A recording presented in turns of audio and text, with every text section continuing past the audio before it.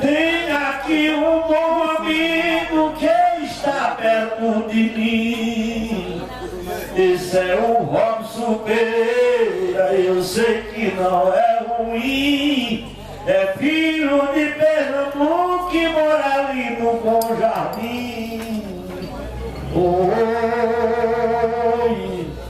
eu conheço o Bom Jardim, que é uma terra gostosa, terra de vaqueiro bom e uma terra vantajosa, terra de mulher bonita, meiga, linda e carinhosa.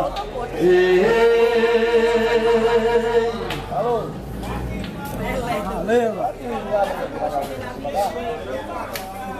No caldinho aqui, pô, perto de brigadeiro aqui, massa. Não, vou travar.